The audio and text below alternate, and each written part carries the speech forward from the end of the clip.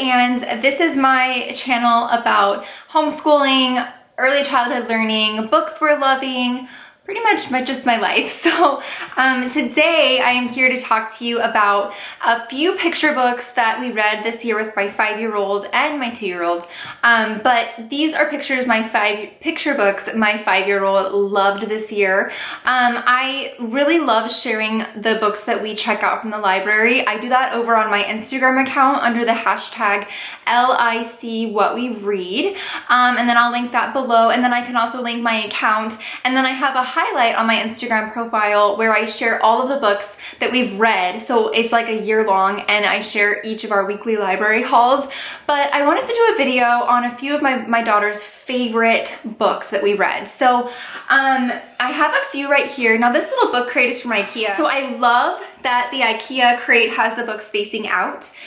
Studies have shown that children are more apt to pick up a book to read with you, or to be read to them, or to read themselves if it is facing out, so versus being put in a bookshelf. So I love these things. I have one in my playroom, one in my living room, one in my daughter's room, one in my other daughter's room. They are all over my house. So okay, here we go. A few picture books that my kindergartner loved this year.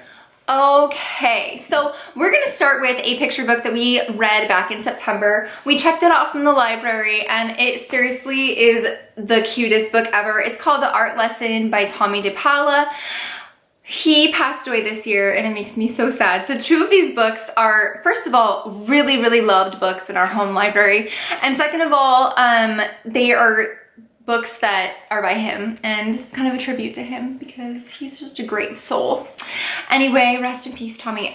But yeah, here is The Art Lesson. It is an adorable book about a little boy who goes to school, and he loves art, and he just is about his journey and with art and going to school and learning how to balance that. It's adorable. I really loved this book, so check it out. I'm gonna link every one of these in the description box, so don't worry. And then the other book by Tomie dePaola is STREGA NONA. We got this back in September. It is now, what, June? And we've read it a ton. Even my 2-year-old loves this. So it is an original tale written and illustrated by Tomie dePaola. So it's about a grandma, STREGA NONA. I think I'm saying that right. Anyway, it's about her and her magical pasta pot. And it's just a very catchy, fun story to read aloud. So, yeah, that's STREGA NONA. And then, let's see, while we're on the classics, a few of these are really classic, like I'm sure you've heard of them, and then a few of them, I don't know if you have, we'll see. The other one is Stone Soup. This is by Marcia Brown. My daughter really loved this one. It's a good story to tell orally, but yeah, it's a really fun read aloud. It's about some soldiers who kind of coax some villagers into making some soup for them. So that's a fun one, Stone Soup. Another classic, Blueberries for Sale. This is by Robert McCloskey. You may be familiar with his work. He wrote One Morning in Maine and Make Way for Ducklings, so classics. But I love that even though these illustrations are kind of like, a lot of people would say like muted, children love this story. It's fun to read it before you go blueberry picking. We read it every summer. But yeah, we checked it out from the library and read it so much and checked it out so many times that we ended up just buying it. So that's Blueberries for Sale. And then the last classic that I'm sure many of you have heard of is The Little House by Virginia Lee Burton. My daughter has fallen in love with Virginia Lee Burton. She loves all of her books, but this one was particularly one of her favorites. We have most of the others too. Maybelle, Mike Mulligan, Katie and the Big Snow, but this is about a little house that was built in the country, and then over time the city is built around her, and she finds that she misses the simplicity of the country and the quiet lifestyle. So you'll have to read it to find out what happens, but it's a really good one. Okay, and now some that are not as common, I would say. I have 4 more left, don't worry, not that many.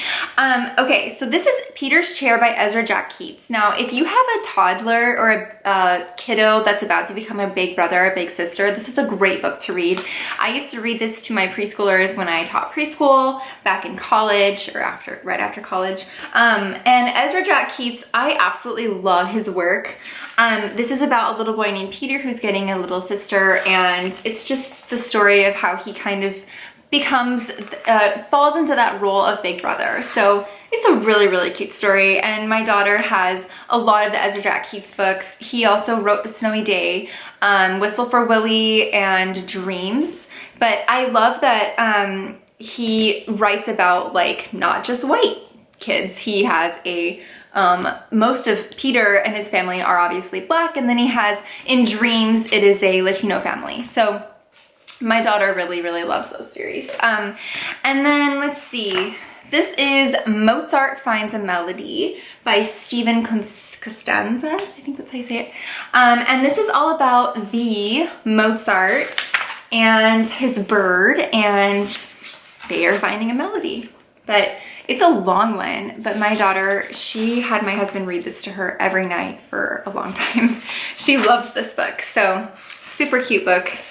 And it's all about how he tries to figure out how to compose a song. So it went along with our composer story, which was part of our homeschool. We studied Mozart for 12 weeks. This one is called Queen Victoria's Bathing Machine. This is an adorable story about the Queen Victoria. And it's all about how she wanted to go swimming, but you know, things are very modest back then, and so she couldn't really just wear a swimsuit. So she figures out a way to be able to go swimming, and that's what the bathing machine is. And it's really, really cute, and I guess it's based on a true story. That's the picture of the bathing machine for the Queen Victoria. So it got my daughter, this got my daughter really interested in like history and who Queen Victoria was and what a queen was, because we don't have a queen in America. Okay. And the last book is The Girl Who Loved Wild Horses by Paul Goble. I want to say that's pronunciation's right. But this is a beautiful story with really amazing imagery. And I love that it kind of touches on like Native American culture. And the book is based on an old Navajo tale. And it did win the Caldecott Medal in 1979. But it's all about a girl who just loves wild horses so much that she wants to go live with them, and it's just kind of the story of how it goes. It's just beautiful illustrations, amazing imagery, rich language, and my 5-year-old really, really loves this book. So we checked it out so many times that we had to buy it, and that's kind of the case with all of these books. So that's why they're in our home library. So hopefully you enjoyed this video, and that is all the books for today, but I will share more of these in another video. I also have a favorite chapter books video coming up where I share all the chapter books that we read with my 5-year-old this year. She loves reading aloud. We love reading aloud to her. It's a great form of connection. So yeah, hopefully you enjoyed this video. If you did, please give it a like. And then if you want to see more content like this, please subscribe to my channel. Otherwise, I will see you guys next time. Thanks so much for watching.